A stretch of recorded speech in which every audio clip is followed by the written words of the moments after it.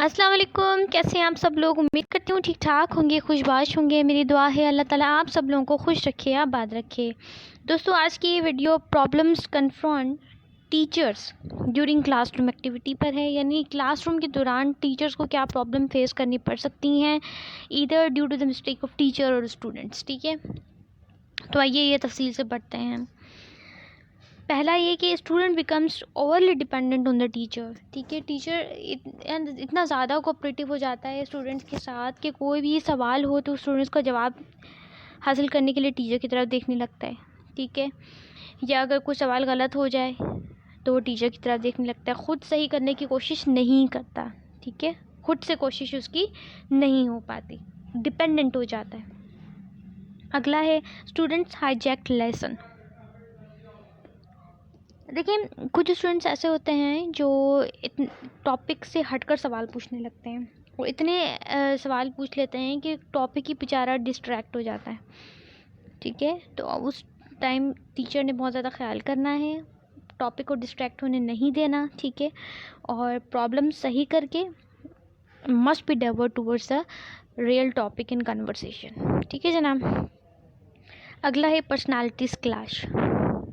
अगर students cooperate नहीं कर रहे टीचर के साथ, स्टूडेंट्स आपस में कोऑपरेट नहीं कर रहे, ठीक है, आपस में नहीं कर रहे तो उन्हें सेपरेट कर दें। टीचर के साथ कर रहे हैं तो आपने उनके साथ थोड़ी सी स्ट्रिक्टनेस बरतनी है। ठीक है, आगे बढ़ते हैं। Students unclear what to do और डू द रॉन्ग थिंग्स। ये तब होता है जब स्टूडेंट्स को ये पता नहीं होता कि क्या करना है, या फिर वो गलत चीज़ें करने लगते हैं। ये टीचर साइड की तरफ से हो जाता है। ठीक है, अगर टीचर ख़ुद लेक्चर में कंफ्यूज्ड हो, इतना ज़्यादा नॉलेज ना हो, या फिर उसकी आवाज़ बहुत ही हल्की हो, ऐसे जैसे सॉफ्ट विस्परिंग कर रहा है, ठीक है, सही से लेक्चर डिलीवर नहीं कर रहा, तो फिर ये इश्यूज़ आ जाते हैं। ठीक है, तो आप ऐसी सूरत हाल में पिक्चर्स शो करें, अच्छा गेस्चर रखें, इंटरेस्ट शो करें, एक्टिविटीज़ करवाएं। ठीक है, ताकि ये प्रॉब्लम क्रिएट ना हो। स्टूडेंट्स आर बोर्ड, इनअटेंटिव और अनमोटिवेटेड।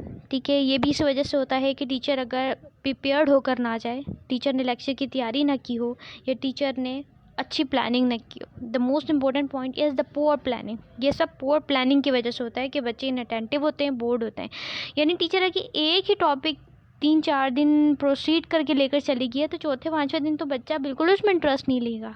ठीक है, ये इस तरह से लेके गई है कि जिसमें उसमें सिर्फ और सिर्फ लेक्चर मेथड को ही प्रोसीड किया है इन 4 डेज़ में, तो कभी भी बच्चा इसको इंटरेस्ट से नहीं पढ़ेगा। ठीक है, तो planning matters a lot. Strong student dominance. देखिए, कुछ स्टूडेंट क्लास में ऐसे होते हैं जो बहुत अच्छा परफॉर्मेंस दे रहे होते हैं। ठीक है, आप उन्हें इम्पोर्टेंस दें। ठीक है, उनकी डोमिनेंसी होती है क्लास में, लेकिन इतना ज़्यादा भी ना हो कि दूसरे बच्चे उनसे दूर, आपसे दूर हो जाएं। ठीक है, उनको भी दूसरे बच्चों से दूर ना कर दें, इतनी इंपॉर्टेंस ना दे दें कि वो उनको कुछ अलग ही समझने लग जाएं।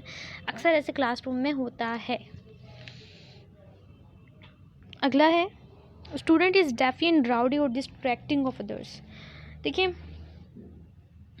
ये जो टर्म्स हैं डेफिनेट एंड राउडी, ये रिप्रेजेंट करती हैं रिफ्यूजिंग टू ओबे। ठीक है, बच्चा अगर टीचर को ओबे नहीं कर रहा, ठीक है, और डिस्ट्रैक्ट कर रहा है, ठीक है, ये इस वजह से होता है कि टॉपिक आपका बोरिंग है।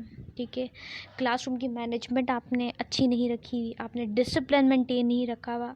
ये सूरत तब है अगर पूरी की पूरी क्लास ऐसी हरकत कर रही है, टीचर की नहीं सुन रही है, उसको ओबे नहीं कर रही है, ठीक है, टॉपिक को डिस्ट्रैक्ट कर रही है।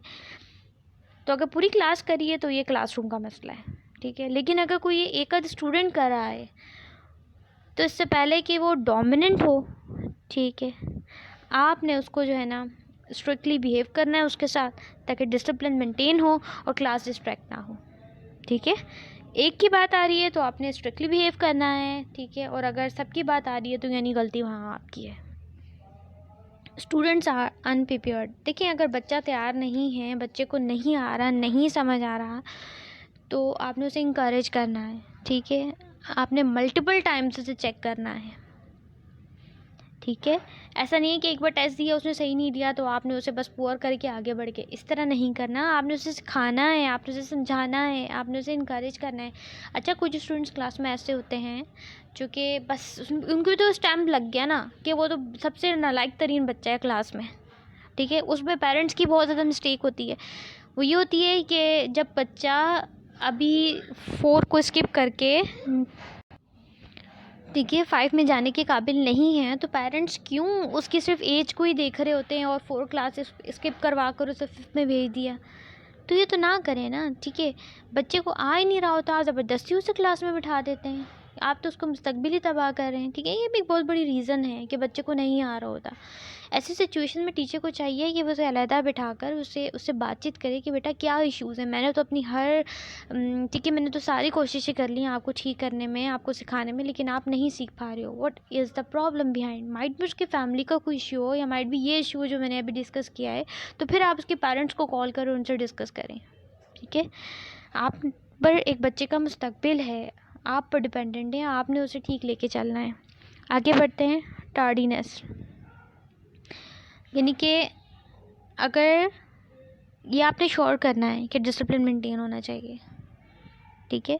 टार्डीनेस का मतलब दूसरों को मतलब इंटरप्शन नहीं होनी चाहिए क्लास में, डिस्टर्ब नहीं करना चाहिए। आपने क्लास में इंटरप्शन के रूल्स और पेनल्टीज़ डिसाइड करनी है, ठीक है। अगर कोई आपसे सवाल पूछता है टॉपिक के दौरान, तो उसने he or she must raise your hands. देखिए, कुछ टीचर प्रेफर करती हैं कि आप लेक्चर के दौरान मुझसे सवालात पूछें, ठीक है। तो टीचर से कहना चाहिए कि आप सिर्फ जस्ट रेज योर हैंड्स, ठीक है। मेरी आंखें पूरी क्लास में घूम रही हैं, मुझे नज़र आ जाएगा, अगर मौका होगा तो मैं आपसे सवाल की इजाज़त दे दूँगी। कुछ टीचर्स ऐसी होती हैं जो कि लेक्चर के आखिर में सवाल लेना पसंद करती हैं, ठीक है। It depends on the teachers choice. लेकिन ये कि आपने रूल्स और पेनल्टीज़ जो है ना सेट करनी है ताकि दूसरे डिस्टर्ब ना हो। टार्डीनेस का मतलब कैन डिस्टर्ब टू अदर्स, ठीक है। अच्छा, teacher are overburden, next point है। समटाइम्स ऐसा होता है, कुछ स्कूल वाले ऐसा कर जाते हैं, मैनेजमेंट ऐसा कर जाती है, एडमिनिस्ट्रेशन ऐसा कर जाती है कि हद से ज़्यादा करिकुलम डिज़ाइन कर लेती है, ठीक है, for particular period of time कि आपने ये सारे सब्जेक्ट्स पढ़ाने हैं। तो टीचर उस वक्त बहुत ज़्यादा ओवरबर्डन हो जाता है और फिर वो बच्चों को प्रैक्टिकली वो एक्टिविटीज़ ही नहीं करवा पा रहा होता, ठीक है। बस वो आके क्वेश्चन लिख के समझा कर चला जाता है, प्रैक्टिकली परफॉर्मेंस और जिस तरह वो पढ़ाना चाह रहा होता है वो नहीं कर पा रहा होता, ठीक है जनाब। मैनेजमेंट प्रॉब्लम, देखिए इसमें क्लासरूम एक्टिविटीज़ का बहुत ज़्यादा इन्हिसार जो होता है ना, वो मैनेजमेंट पर होता है। दूसरा, क्लास की अरेंजमेंट का, क्लास को कैसे ऑर्गेनाइज़ किया गया है, बच्चों को कैसे बिठाया गया है, क्लास में कितने बच्चे बिठाए गए हैं, टीचर को कितना करिकुलम दिया गया है, ठीक है, टाइम टेबल की प्लानिंग कैसे की गई है, ये सारी चीज़ें बहुत इन्हिसार करती हैं मैनेजमेंट पर, ठीक है। अगर कोई अक्सर जो प्रॉब्लम्स हैं क्लास में, जैसे अभी हमने पढ़ा कि टीचर बर्डन हो जाता है, ठीक है, कुछ बच्चों की तादाद बहुत ज़्यादा होती है, टीचर मैनेज नहीं कर पाती है, ठीक है, ये तमाम चीज़ें। या कुछ कभी ऐसी क्लास में बिठा दिया जाता है बच्चा वहाँ कंफर्टेबल ही नहीं फील कर रहा होता, ये मैनेजमेंट प्रॉब्लम में शामिल है। Teacher can not cover course, ठीक है, ये वही वाली बात आ गई, ठीक है। हेडिंग दूसरी बना कर प्रेजेंट कर दी है कि टीचर जो है, कभी कभार टीचर ख़ुद भी कोर्स कवर नहीं करवा रहा होता है। इसमें दोनों प्रॉब्लम्स हैं, या तो करिकुलम डिज़ाइन इस तरह से किया गया है कि बहुत ज़्यादा बर्डनाइज कर दिया है बच्चों को, या अगर उसको बदकिस्मती से बच्चे ही ऐसे मिले हैं जो मतलब आप इतना समझने की सलाहियत नहीं रखते हैं, ठीक है। अच्छा, अक्सर स्कूल्स में ऐसा होता है कि class 5th A 5th B 5th C ये कैटेगरीज़ बना दी जाती हैं और फिर करिकुलम उसी तरह से डिज़ाइन किया जाता है। यानी जो A क्लास है उसमें बहुत ज़्यादा लाइक स्टूडेंट्स होते हैं, तो उनमें थोड़ा सा टीचर स्ट्रिक्टली और स्पीडी जा रही होती है। बी में जो है वो थोड़ा सा लाइट हाथ रखती है, सी में और भी लाइट लगती है, ठीक है। अगर टीचर को मिले ही सारे ऐसे स्टूडेंट्स हैं जिनमें इंटेलिजेंस पावर थोड़ी सी कम है, तो फिर उसमें उसका कसूर नहीं है कि वो करिकुलम जो है वो कंप्लीट नहीं करवा पा रही है, ठीक है। अच्छा जी, lack of financial physical and instructional facilities, ये भी मैनेजमेंट पर जाती है और स्कूल पर जाती है कि स्कूल में अगर इतना फाइनेंस नहीं है, ठीक है, इतना सरफेस एरिया मौजूद नहीं है, ठीक है, तो टीचर क्या करे, टीचर कैसे एक्टिविटीज़ करवाएगी, टीचर कैसे इंस्ट्रक्शन देगी, ठीक है, प्रोजेक्ट्स कैसे करवाएगी, प्रेजेंटेशंस कैसे करवाएगी, मॉडल्स कैसे बनवाएगी, तो वो टीचर नहीं करवा सकती, ठीक है। अच्छा जी, अगला है hurdles in application of activity method, ठीक है। इस हेडिंग में भी आप यही सारी बातें लिखेंगे कि एक्टिविटी मेथड की परफॉर्मेंस या तो टाइम नहीं है, ठीक है, करिकुलम बहुत ज़्यादा है, या फिर बच्चे ऐसे क्लासेस को मिल गई है जो लोअर इंटेलिजेंस की है, ठीक है, तो प्लानिंग आपकी सही नहीं है जिसकी वजह से ये नहीं हो पा रहा। फाइनेंशियल इश्यूज़ हो सकते हैं, ठीक है, मैनेजमेंट जो है इतना इंटरेस्ट नहीं ले रही है, ठीक है, बहुत सारी चीज़ें हो सकती हैं।